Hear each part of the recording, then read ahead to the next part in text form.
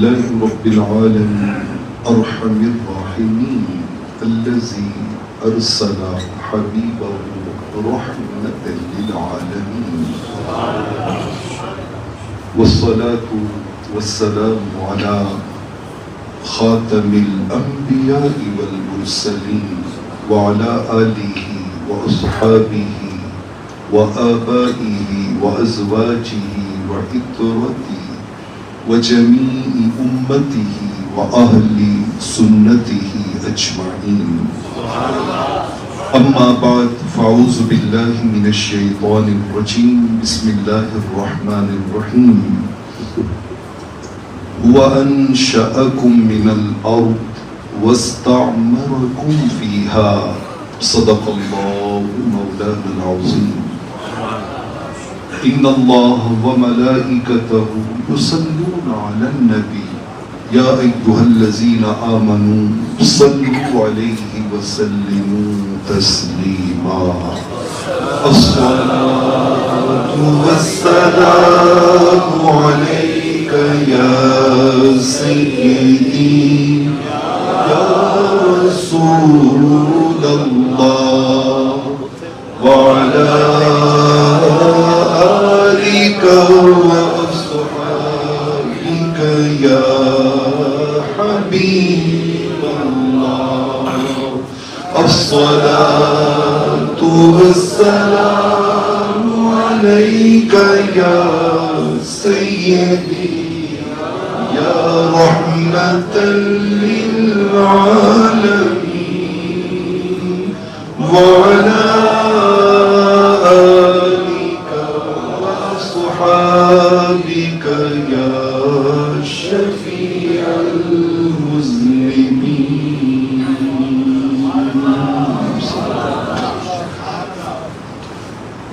خطبہ سے پہلے میں اندر بیٹھے دوستوں سے گزارش کروں گا کہ اگر آپ آپس میں تھوڑا نظم سے بیٹھیں گے تو باہر سے کچھ مزید دوست بھی ہمارے ساتھ اندر ماحول میں آ جائیں گے، کیونکہ باہر خاصا حبس ہے. تو اگر آپ دوست تھوڑے ساتھ ساتھ ہو کے کلوز ہو کے بیٹھ جائیں گے تو جو دوست باہر سے آسانی سے ہمارے ساتھ اندر ایڈجسٹ ہو سکیں اب اندر تشریف لے آئیں. میں باہر سے آیا ہوں تو خاصی باہر سفوکیشن کی صورتحال تھی. اللہ رب العالمین آپ کے اس ایثار کے بدلے میں ہماری قبروں کو وسعت نصیب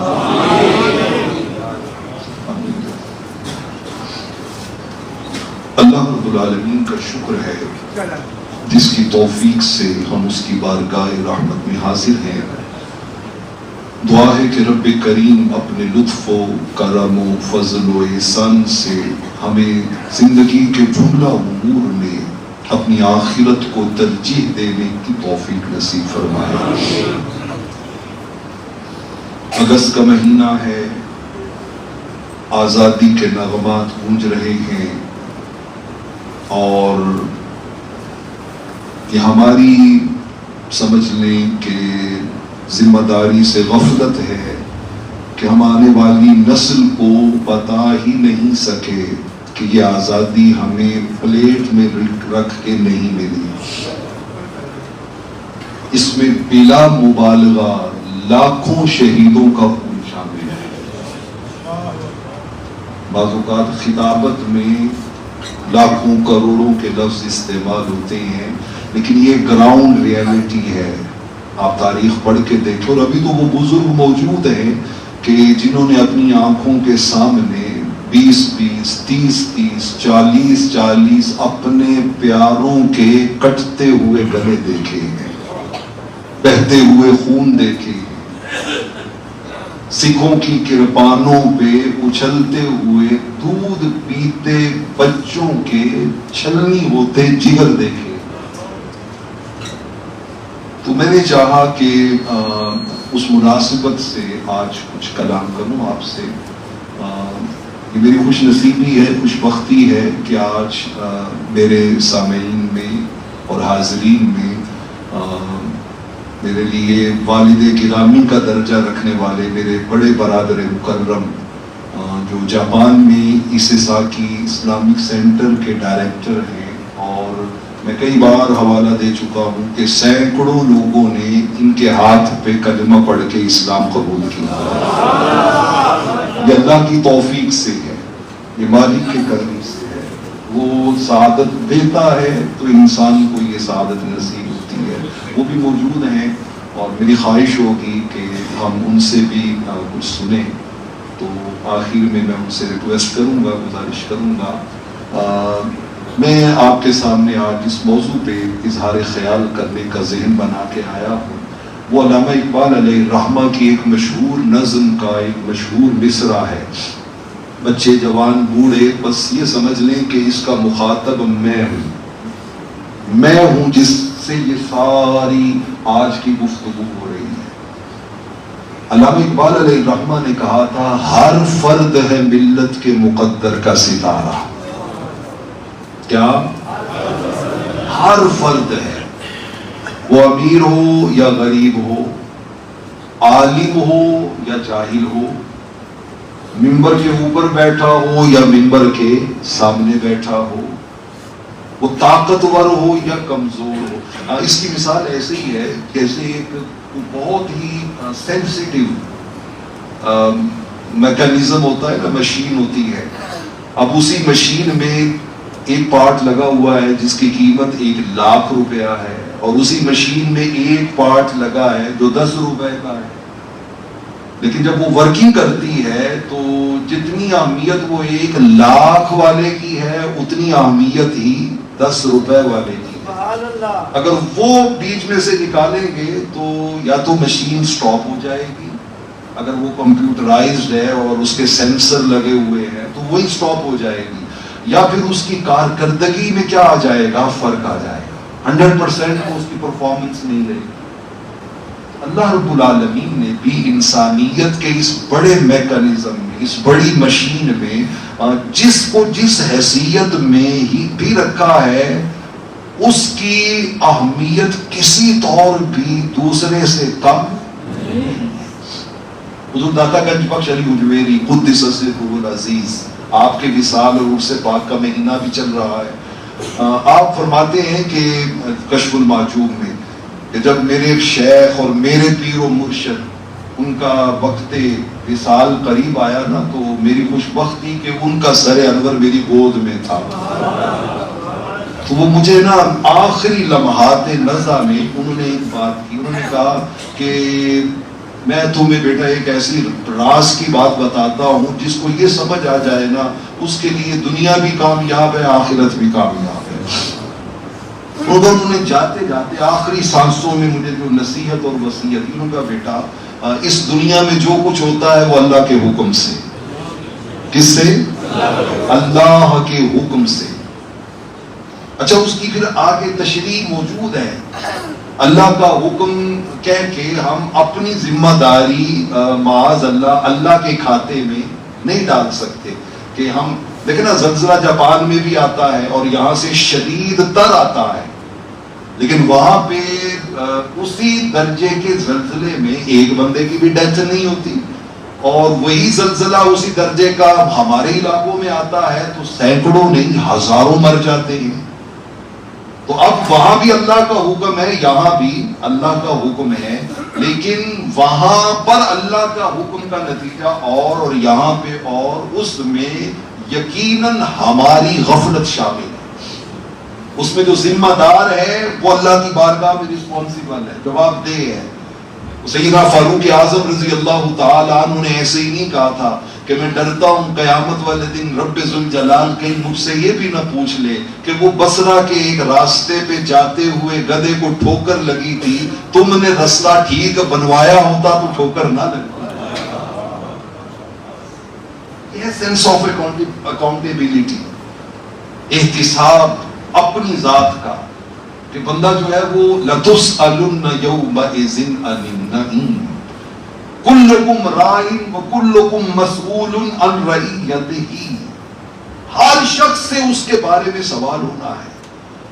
تو وہ ایک الگ بحث ہے کہ ہر شے اللہ کے حکم سے ہوتی ہے، لیکن اس اللہ کے حکم کو جو اس کا نتیجہ بدل گیا ہے، جاپان میں اور ہے، پاکستان میں اور ہے، اس نتیجہ بدلنے کے جو ذمہ دار بنے ہیں وہ اللہ کی بارگاہ میں جواب دیں، وہ اللہ کی بارگاہ میں جواب دیں۔ لیکن میں ایک اور اینگل سے آپ کو سمجھانے لگا ہوں۔ حضور داتا گنج بخش کہتے ہیں کہ میرے پیر و مرشد فرمانے لگے کہ بیٹا اس دنیا میں جو کچھ ہوتا ہے وہ حکم الہی سے ہوتا ہے، جب کوئی کام ہو جائے نا تو پھر اس پہ شکوہ و شکایت کرنے کی بجائے اللہ کی رضا پہ سر تسلیم خم کر، یا اللہ جو تیری مرضی میں اسی پہ کیا ہوں، میں اسی پہ خوش ہوں، مطمئن ہوں۔ ہر فرد ہے ملت کے مقدر کا ستارہ۔ میں نے یہ کچھ تمہیدی کلمات آپ کے سامنے رکھے ہیں، لیکن میں اب آپ کو لے کے جانا چاہتا ہوں کہ یہ کیسے ہے، ہر فرد ہے ملت کے مقدر کا ستارہ، کہ ایک بندے کی کنٹریبیوشن سے کس طرح پھر آگے ہم شیطان سب سے بڑا ہمارے اوپر حملہ یہی کرتا ہے کہ تیرے ایک دے بدل نال فرق کی پہنا، ساری دنیا رشوت دے رہی ہے، تو نہ دیتی کی فرق پہ جائے گا، ساری دنیا شادیاں دے اٹھتے ناچ گانا عیش و عیاشی میں لگی ہوئی ہے، تیرے ایک کے حالات فنکشن نہ کرنے سے کیا فرق پڑ جائے گا؟ پڑتا ہے فرق ایک کے بدلنے سے۔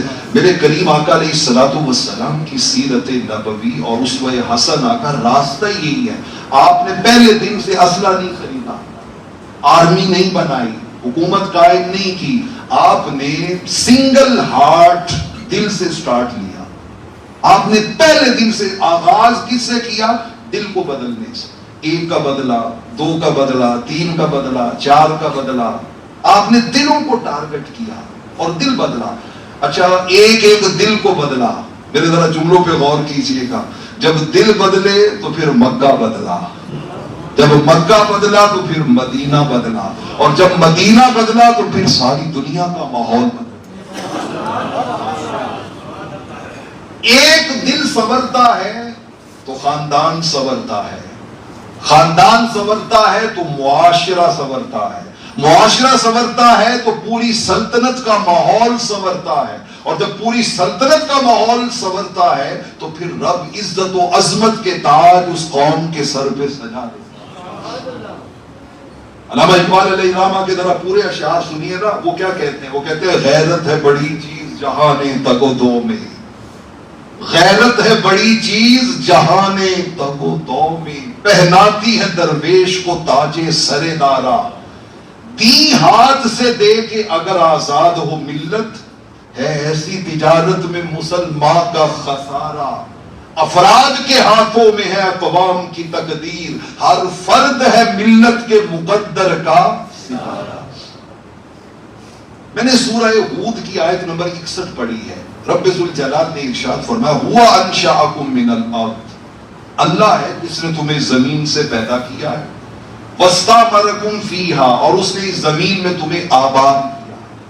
استعمار آباد کرنا، ایک اس کا معنی ائمہ تفسیر نے یہ بیان کیا، اور ایک اس کا معنی دوسرا ہے جو ہمارے موضوع سے ریلیٹڈ ہے کہ تعمیر وطن میں، اس وطن کی تعمیر میں، اس کو آگے لے جانے میں، اس کو برائٹ فیوچر دینے میں ہم کیا کنٹریبیوٹ۔ دیکھیں نا وطن کی محبت، رحمت کونین صلی اللہ علیہ وسلم مدینہ طیبہ میں تھے نا، تو ایک صحابی مکہ سے نئے آئے، فریش مکہ سے آئے، تو ابھی پردے کے احکام نازل نہیں ہوئے، تو امہات المومنین کے پاس وہ حاضر خدمت ہوئے، تو انہوں نے پوچھا کہ کیف عہدت مکہ، آپ نے مکہ کو کیسا پایا؟ امام ازرقی اس روایت کو اخبار مکہ میں لے کے آئے، مکہ کے حالات کیسے تھے، مکہ کو کیسا پایا؟ تو وہ ماحول اور موسم ایسا تھا کہ انہوں نے نقشہ کھینچا، انہوں نے کہا جی مکہ معظمہ پوچھتے ہیں کیسا پایا، قرب و جوار میں جتنی بھی چراگاہیں ہیں ساری سبز و شاداب تھی، اندر جو پہاڑ ہیں وہ موتیوں کی طرح چمک رہے تھے۔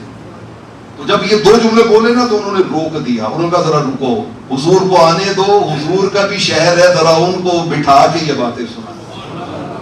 تو آقا تشریف لے آئے، آقا علیہ الصلوۃ والسلام نے نا آتے ہی، ابھی امہات المومنین نے بات ہی نہیں کی، انہیں خبر ہے کہیں سے پڑھو درود ان پر، تمام دہر کا نقشہ حضور آپ نے خود کوئی کوئسچن اس کے سامنے کیا، آپ نے فرمایا حسین غفاری تم مکہ سے آئے ہو، یار بتاؤ تو صحیح ہمارا وطن ہماری وہ مادر وطن جو تھی وہ کیسی تھی، حالات اور ماحول کیسے تھے. تو انہوں نے پھر وہی سے سٹارٹ کیا. انہوں نے کہا یا رسول اللہ صلی اللہ علیہ وسلم، گرد و نواح کی چراگاہیں سرسبز و شاداب تھی، اندر پہاڑ موتیوں کی طرح چمک رہے تھے، ازخر بوٹی کی خوشبوؤں سے ساری فضائیں مہک رہی تھی، سمام پودا جو تھا وہ ہر طرف اپنا حسن بکھیر رہا تھا. تو اس طرح انہوں نے نا مکہ کے حالات بیان کیے. ابھی انہوں نے بس 3-4 جملے کہے تو آقا علیہ الصلوۃ والسلام نے فرمایا حسبک، بس یار چپ کر جا، لا تحزننا، ہمارے وطن کی باتیں سنا کہ ہمارے دل رنجیدہ نہ کر، ہم سے نہیں سنی جا رہی. یہ ایک محبت ہے، یہ وطن سے پیار ہے، وطن سے محبت ہے. تم ہمیں وہاں کی باتیں سنا رہے ہو نا تو ہمارے دلوں میں رنج غم کی کیفیت بڑھ رہی ہے. فرمایا خاموش ہو جاؤ، زیادہ نہ سناؤ. دا تقر القلوب قرارہا او کما قال، فرمایا خاموش ہو جاؤ، کہیں ایسا نہ ہو کہ ہمارے دل بے چین اور بے قرار ہو جائے. یہ واقعات اور اس طرح کے اور بے شمار واقعات ہیں کہ جو یہ بات ظاہر کرتے ہیں کہ اپنے وطن، اپنے دیس، اپنی بولی، اپنی جگہ، اپنا شہر، اپنا کلچر، اپنی تہذیب، اپنی روایات، ان کی محبت انسان کی فطرت میں شامل ہوتی ہے، اس کی نیچر میں شامل ہوتی ہے. تو وہ چاہتا ہے کہ میرا وطن بہتر سے بہتر ہو، اچھے سے اچھا ہو. تو اب اس میں آپ کو بتانے لگا تھا کہ ہر فرد ہے ملت کے مقدر کا ستارہ.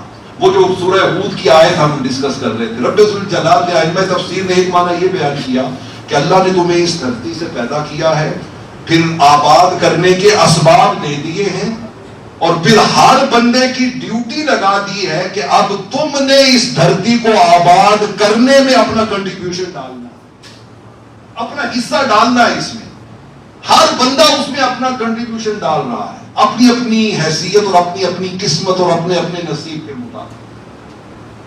صحیح مسلم کی ایک حدیث اس کے ساتھ جوڑتے ہیں تو بات زیادہ نکھر کے سامنے آئے گی. میرے قریب آقا علیہ الصلوۃ والسلام نے ارشاد فرمایا ان اللہ عز وجل کتب الاحسان علی کل شیء. یہ جو احسان کی ٹرم ہے نا، اس کی درجنوں ڈائمینشنز ہیں، اس کی کئی جہتیں ہیں.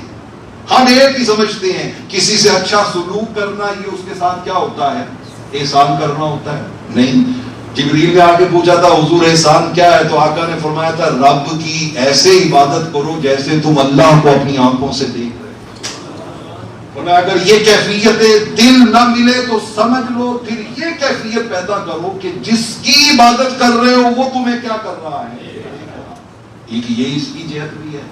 ایک احسان کی جہت سورہ ملک کی آیت ہے الذی خلق الموت والحیات لیبلوکم ایکم احسن عملا. رب ذوالجلال نے ارشاد فرمایا رب نے یہ زندگی موت کا سارا نظام کیوں قائم کیا ہے، فرمایا اس لیے وہ دیکھنا چاہتا ہے کہ تم میں سے کون کون احسان کرتا ہے، احسان کرتا ہے اپنی اپنی کیپیسٹی میں. اب یہاں احسان کا معنی یہ ہے بیسٹ پرفارمنس. جو کام کر رہا ہے اس میں وہ اپنی کیا پیش کرے، بیسٹ پرفارمنس، سب سے اچھی کار، جان لڑا دے، اس کے اوپر اپنی پوری ایفرٹ انپٹ کرے. دیکھنا اسی ممبر پہ کوئی خطبہ جمعہ کے لیے آ کے بیٹھتا ہے، اس نے کتاب کھول کے بھی نہیں دیکھی ہوتی. اسی ممبر پہ کوئی آ کے بیٹھتا ہے، وہ 2 گھنٹے کی اسٹڈی کر کے آتا ہے. اسی ممبر پہ کوئی آ کے بیٹھتا ہے، وہ 6 گھنٹے ایک دن پورا لگاتا ہے، جو میں نے لوگوں کو میسج دینا ہے اس کی تیاری کرتا ہے، اس میں غور و فکر کرتا ہے. اور اسی معاشرے میں میں ایسے لوگوں کو جانتا ہوں کہ جو خطبہ جمعہ پڑھانے کے لیے اسی ممبر پہ بیٹھنے کے لیے پورا ہفتہ اس موضوع کی تیاری کرتے ہیں. مطلب آگے گفتگو تو آدھا گھنٹہ کرنی ہے، 40-45 منٹ کرنی ہے، 35 منٹ کرنی ہے. تو جو جس کا ایکسپیرینس ہو جاتا ہے اس کے لیے وہ 15, 20, 25, 30 منٹ بولنا کوئی مشکل کام نہیں ہوتا. لیکن وہ احسان نہیں کر رہا، وہ احسان نہیں کر رہا. رب کا مطالبہ یہ ہے کہ اے بندے تیری جتنی صلاحیت تجھے ملی ہے اس کی بیسٹ پرفارمنس وہ انپٹ کرو، وہ آ کے معاشرے میں کنٹریبیوٹ کرو، وہ معاشرے میں اپنی ایفرٹ ڈالو. نتیجہ کیا نکلے یہ تم سے نہیں پوچھا جائے گا، دیکھا یہ جائے گا کہ اس نے اپنا وہ حصہ اس میں ڈالا ہے یا نہیں ڈالا. مثلا آپ سورہ علم نشرہ پڑھیے، سورہ علم نشرح۔ رب ذوالجلال نے ایک طرف کلیم اللہ ایک طرف حبیب اللہ، ایمان کی ذرا لذت پائیے۔ کلیم اللہ ساری زندگی کہتے رہے مولا میرا سینہ کھول دے، میرا سینہ کھول دے، ربی شرح لی صدری، ربی شرح لی صدری، ربی شرح لی صدری، ساری زندگی کلیم اللہ یہ دعا مانگتے رہے۔ اور ادھر کیا ہوا؟ رب ذوالجلال کہتا ہے علم نشرح لک صدرک، محبوب ذرا سینے امتحان کرو، طور پر رفعت لا مکانی کہاں، لن ترانی کہاں، مرانی کہاں، اور جس کا سایہ نہیں اس کا ثانی کہاں، ان کا ایک معجزہ آج کی رات ہے، اور نبیوں کو یہ مرتبہ ہی نہیں، عرش اعظم پہ کوئی گیا ہی نہیں، ایسا رتبہ کسی کو ملا ہی نہیں جیسا رتبہ تیرا آج کی رات ہے۔ وَوَضَعْنَا عَنْكَ وِزْرَكَ، محبوب ہم نے آپ کے سارے بوجھ اتار نہیں دیے، وَرَفَعْنَا لَكَ ذِكْرَكَ، محبوب ہم نے آپ کے ذکر کو چار دانگے عالم میں عظمتیں اور بلندیاں عطا نہیں کر دی۔ یہ سارا کچھ دینے کے بعد فرمایا پیغام یہ دیجئے گا اپنی امت کو کہ کبھی غم، کبھی خوشی، کبھی اعلیٰ دن، کبھی ادنا دن، کبھی محتاجی، کبھی شہنشاہی، یہ جو زندگی کا اونچ نیچ ہے، فرمایا یاد رکھنا یہ آزمائش و امتحان کی خاطر ہے۔ فَإِنَّ مَعَ الْعُسْرِ يُسْرًا، إِنَّ مَعَ الْعُسْرِ يُسْرًا، تنگیاں بھی آئیں گی، آسانیاں بھی آئیں گی، لیکن تمہیں کس راہ پہ چلنا ہے؟ فَإِذَا فَرَغْتَ فَانْصَبْ، یہ بڑی غور طلب بات ہے۔ فَإِذَا فَرَغْتَ فَانْصَبْ، اس کا معنی پتہ کیا ہے محبوب؟ جو تم بھی ویلے ہو جاؤ نا تو محنت کرو، جب فارغ ہو جائیں تو کیا کرے؟ محنت کرے۔ بندہ سوچتا ہے کہ یار فارغ ہونے کے بعد تو بندے کو ریسٹ کرنا چاہیے، فارغ ہونے کے بعد بندے کو تھوڑا اپنے لیے سکون تلاش کرنا چاہیے، لیکن قرآن کیا کہہ رہا ہے؟ فَإِذَا فَرَغْتَ فَانْصَبْ، فارغ ہو جائیں تو محنت کریں، جب بھی کوئی کام کمپلیٹ کر لیں تو اگلے کام کے لیے سٹرگل، ایفرٹ، جد و جہد، کوشش و کاوش شروع کر دیں، اس کے لیے محنت شروع کر دیں۔ اس کا مطلب یہ ہے رب ذوالجلال کی رضا یہ ہے کہ اے میرے بندو یہ دنیا میں نے آرام کی خاطر نہیں بنائی، آرام کی خاطر نہیں بنائی، عمل کے لیے، جد و جہد کے لیے، کوشش کے لیے، سٹرگل کے لیے بنائی ہے۔ اس میں محنت کر لو، 40 50 60 70 80 جتنی جس کی عمر ہے اتنے سال محنت کر لو، پھر جب قبر میں آؤ گے نا تو قبر میں آتے ہی تمہیں ایسی راحت کی نیند سلائیں گے، نم کنومت العروس لا یوقظہ الا حب علی، میرے آقا نے فرمایا کہ قبر میں آنے والے جو کامیابی سے وہ زندگی گزار کے آیا ہوتا ہے نا، اس کو فرشتے کہتے ہیں ایسے سو جا جیسے پہلے دن کی دلہن سو جاتی ہے، اب تمہیں کوئی اور نہیں جگائے گا، جب تیری نگاہیں کھلے گی تیرے محبوب کا چہرہ تیری نگاہوں کے سامنے، جب فارغ ہو جاؤ محنت کرو، جب فارغ ہو جاؤ تو محنت کرو۔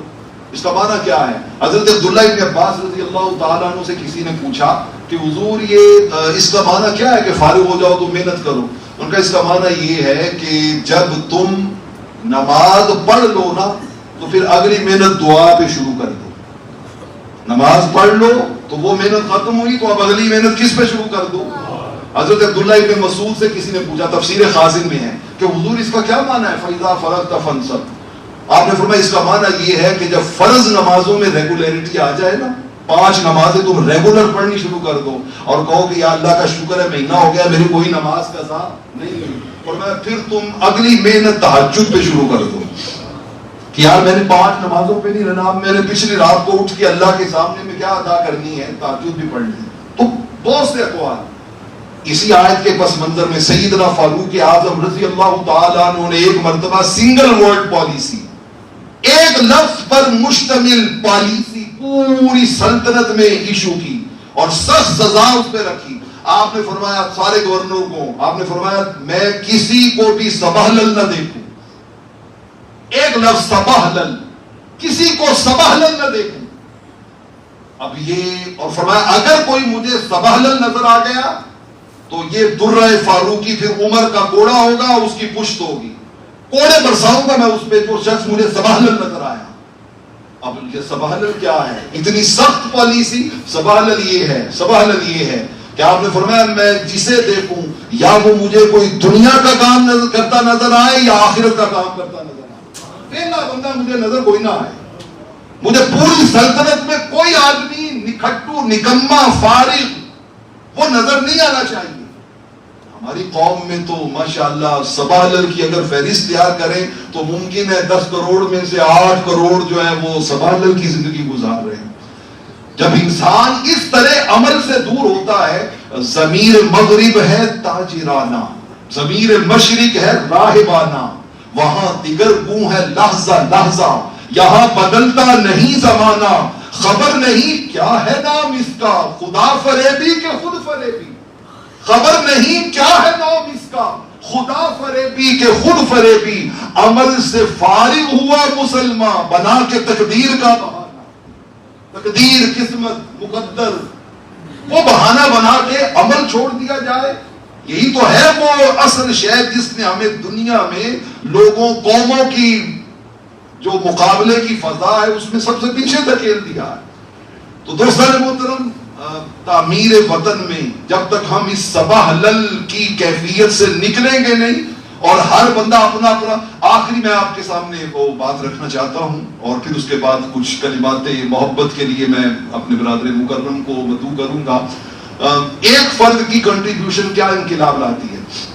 خلافت راشدہ کے بعد، خلافت راشدہ کے بعد ایک شخص ہے جس کا نام ہے مروان.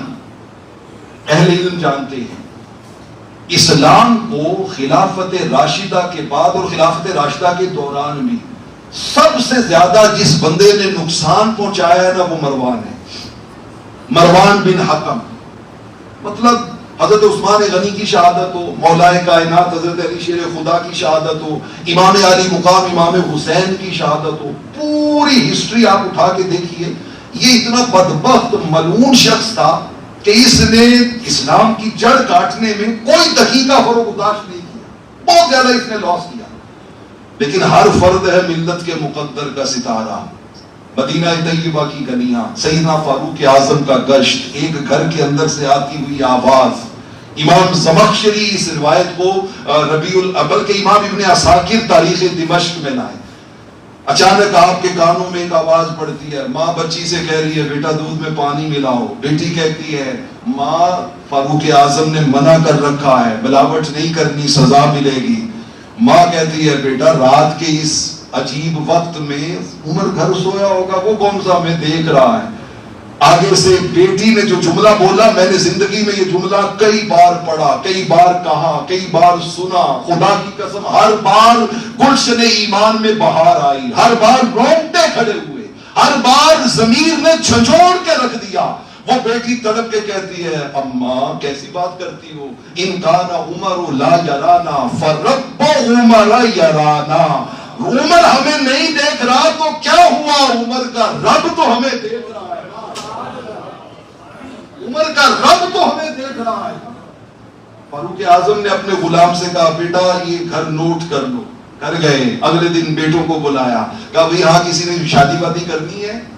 ساروں نے کہا کہ ہماری آلریڈی ازدواجی زندگی مطمئن جا رہی ہے. آپ کے ایک بیٹے عاصم نے کہا کہ ابا جی میں کرنا چاہتا ہوں. آپ نے اس گھر میں اس بیٹی کا رشتہ پرپوز کیا. وہ بیٹی بہو بن کے آئی فاروق اعظم کے گھر میں. اس کے آگے بیٹی پیدا ہوئی لیلا. میں آپ کو بتا رہا ہوں ہر فرد ہے ملت کے مقدر کا ستارہ. کس طرح ایک فرد کی کنٹریبیوشن سے کتنی بڑی تبدیلی آتی ہے. حضرت فاروق اعظم کی پوتی حضرت لیلا، حضرت لیلا، ان کے بطن سے ایک بیٹے نے جنم لیا جس کا نام تاریخ عمر بن عبدالعزیز کے نام سے جانتی ہے.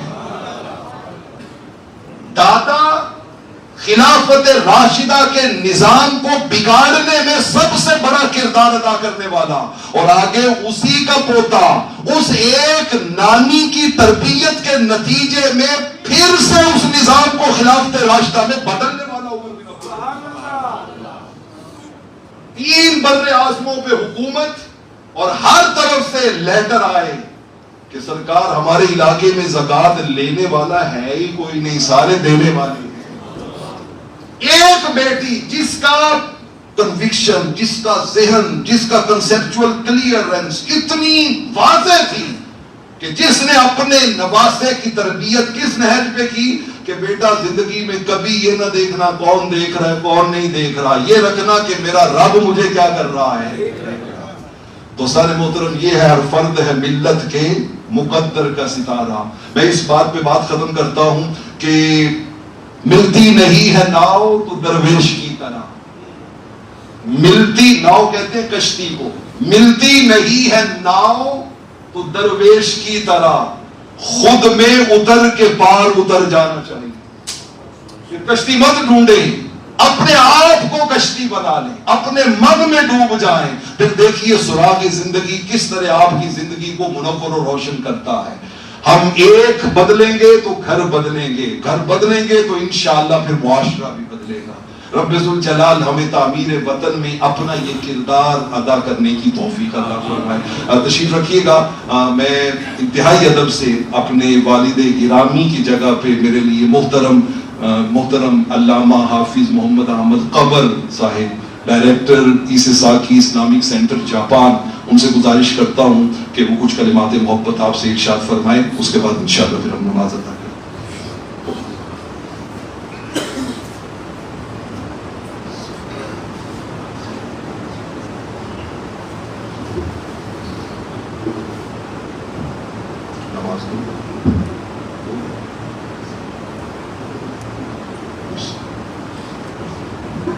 الحمدللہ وحدہ والصلاة والسلام علی من لا نبی بعدہ وعلی آلہ واصحابہ الذین عاہدوا وعہدہ، اما بعد فاعوذ باللہ من الشیطان الرجیم، بسم اللہ الرحمن الرحیم۔ الحمدللہ، میرے لیے خوش بختی ہے کہ آج میں اپنے اس بچپن کے مادر علمی میں آپ سے مخاطب ہوں، تو میری اس تربیت میں اس مسجد کا، یہاں کے جتنے بھی نمازی حضرات ہیں ان کا بڑا ہاتھ ہے۔ میرا بچپن حاجی لطیف صاحب جیسے صلاح خانوں کے ہاتھوں میں گزرا، اور بہت بہت عظیم ہستیاں جو اس دور میں موجود تھیں آج نظر نہیں آ رہی۔ یہ ان سب کی محبتوں کا ثمر ہے، اور خصوصاً والد گرامی قبلہ علیہ الرحمہ کی تربیت ہے۔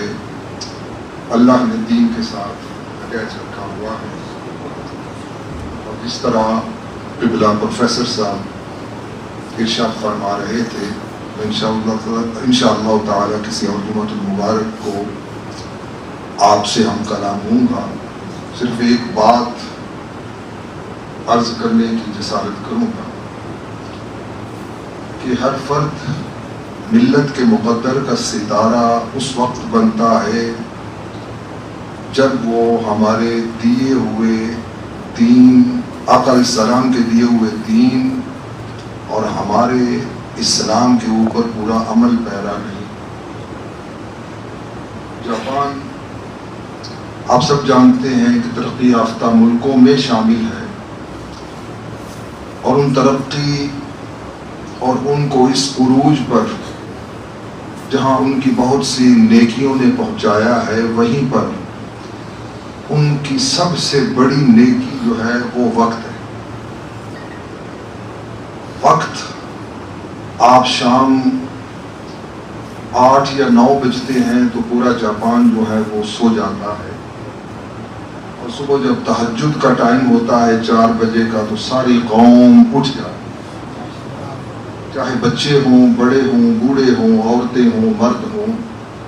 آپ کو 4 ساڑھے 4 بجے ہر گھر میں روشنی ہوتی نظر آتی ہے، لوگ تیار ہو کر گھروں سے اپنے کاموں کی طرف رواں دوا ہو جاتے ہیں۔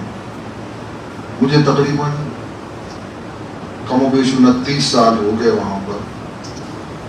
میں نے 29 سالوں میں میرے گھر کے قریب ہی، جتنی دور یہ سمجھ لیں بچیوں کا سکول ہے، اتنی دور ریلوے اسٹیشن ہے، ان 29 سالوں میں ایک منٹ کے لیے بھی کوئی ٹرین لیٹ نہیں دیکھی، اتنے وہ وقت کے پابند ہیں۔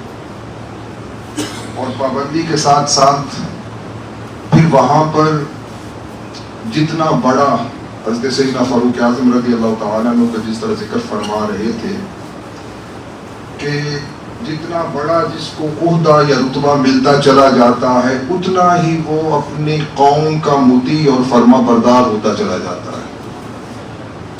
صبح آپ باہر نکلیں، اگر ایک بینک نے 9 بجے کھلنا ہے تو اس کا مینیجر 8:30 بجے پینٹ کوٹ بھی پہنا ہوگا، ٹائی بھی لگائی ہوگی، لیکن جھاڑو لے کر اپنے بینک کے باہر صفائی کر رہا ہوگا۔ کسی کارخانے پوسٹ آفس پہ چلے جائیں، کسی بڑی سے بڑی فیکٹری میں چلے جائیں، سب سے پہلے جو شخص آپ کو فیکٹری کا دروازہ کھول کر ٹوائلٹ صاف کرتا نظر آئے گا، جھاڑو دیتا نظر آئے گا، مشینوں کی صفائی کرتا نظر آئے گا، وہ کوئی اور نہیں، وہ اس فیکٹری کا مالک ہوگا۔ جس طرح کے کپڑے انہوں نے ورکروں کو دیے ہوئے ہیں اسی طرح کے کپڑے مالک پہن کر ان کے ساتھ آ کر کھڑے ہو کر کام کرتے ہیں۔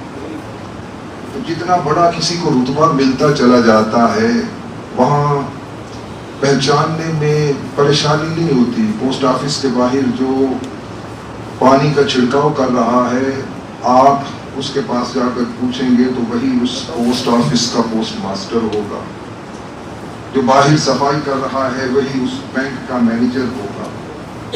تو جس طرح اسلام ہمیں یہ سبق دیتا ہے کہ جتنی بڑی ذمہ داری تمہارے اوپر آتی چلی جائے اتنا ہی تم اللہ کے حضور جھکتے چلے جاؤ، وہ قوم جتنی بڑی ذمہ داری اس کے اوپر آتی ہے اتنا ہی اللہ کے حضور، بے شک وہ اللہ کو نہیں مانتے لیکن پچھلے دنوں آپ نے کئی مرتبہ پڑھا ہوگا دنیا کا ایماندار ترین شہر ٹوکیو کو قرار دیا گیا، کم و بیش ارب ہار روپیہ۔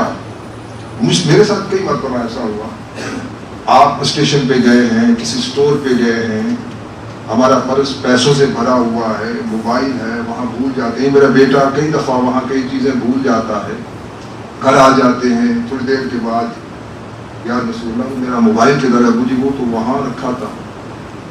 یار وہ پیسوں والا ویلویٹ کہاں ہے؟ وہ تو وہاں رکھا تھا۔ ہم جاتے ہیں تو وہیں کا وہیں پڑا ہوتا ہے، کوئی اس کو ہاتھ تک نہیں لگاتا۔ یہ ہے وہ ایمانداری جو انہوں نے اپنے اندر پیدا کی ہوئی ہے۔ ہماری بدقسمتی اور زوال کا باعث ایک وقت کی ناقدری ہے، یہ بھی اللہ کی نعمت ہے۔ جب انسان اس کی قدر نہیں کرتا تو انسان کو وقت ناقدرہ بنا دیتا ہے، پھر قوم زوال کا شکار ہو جاتی ہے۔ ہمارے ہاں وقت کی قدر نہیں ہے۔ وہاں پر کسی نے آپ کے ساتھ ملاقات کرنی ہے، میرے پاس مختلف یونیورسٹیز کے پرنسپل وغیرہ آتے ہیں یا میں نے کہیں لیکچر دینے کے لیے یونیورسٹیز میں جانا ہوتا ہے، تو اگر 9 بجے ملاقات کا ٹائم ہے تو وہ اپنی گاڑی میں آ کر مسجد کے باہر 50 منٹ پہ یا 8:45 بجے آ کر کھڑے ہو جاتے ہیں۔ 9 بجے کا ٹائم ہے، 8:59 پر انہوں نے آ کر میرے دروازے کو ناک کرنا ہے اور آ کر کہنا ہے جی 9 بجے آپ کے ساتھ ملاقات کا وقت تھا، ہم آ گئے ہیں۔ تو میں ان کو اندر بٹھاتا ہوں، مسجد کا وزٹ کراتا ہوں۔ تو وقت کی جو قومیں قدر کرتی ہیں، پابندی کرتی ہیں، اللہ تعالیٰ اس عمل کی بدولت انہیں عروج عطا فرماتا ہے، اور جو اللہ کی اس نعمت کی ناقدری کرتی ہیں وہ آپ کے سامنے ہے۔ پھر ہمارے اسلامی ملکوں کا زوال، ہمارے معاشروں کا زوال آپ اور میرے سامنے روز روشن کی طرح واضح ہے، عیاں ہے۔ تو جس طرح وہ فرما رہے تھے کہ ہر فرد ہے ملت کے مقدر کا ستارہ، تو میری یہ ریکویسٹ ہوگی کہ پہلے ہم اپنے آپ کو بدلیں، وقت کی پابندی کریں۔ وقت کی پابندی کریں گے، وہاں پر جیسے میں نے عرض کیا شام کو بڑے بڑے سٹورز، بڑے بڑے بچوں کے پارک 5 بجے سب بند ہو جاتے ہیں، اور 7 یا 8 بجے پوری قوم سو جاتی ہے۔ 8 بجے کے بعد کسی کو فون کرنا اس معاشرے میں بہت برا تصور کیا جاتا ہے۔ کوئی فون نہیں کرتا کسی کو کہ نہیں وہ سو رہے ہوں گے، میں فون نہیں کرتا. اور صبح 4 بجے جب تہجد کا اللہ کی رحمتوں کا وقت ہوتا ہے، اس وقت وہ ساری قوم اٹھ پڑتی ہے. بے شک وہ اللہ کو نہیں مانتے، لیکن اللہ ان کے ان عملوں کی بدولت انہیں اتنا عطا فرماتا ہے، اتنا عطا فرماتا ہے جو ہماری سمجھ سے بھی باہر ہے. اور اللہ انہیں دے رہا ہے. کیوں دے رہا ہے؟ تو اللہ کی ان نعمتوں کی قدر کرتے ہیں. ہمیں بھی ان نعمتوں کی قدر کرنی چاہیے، تب جا کر ہمارا معاشرہ تبدیل ہوگا. میں شکر گزار ہوں قبلہ پروفیسر صاحب کا، انہوں نے مجھے چند گزارشات کہنے کا حکم ارشاد فرمایا.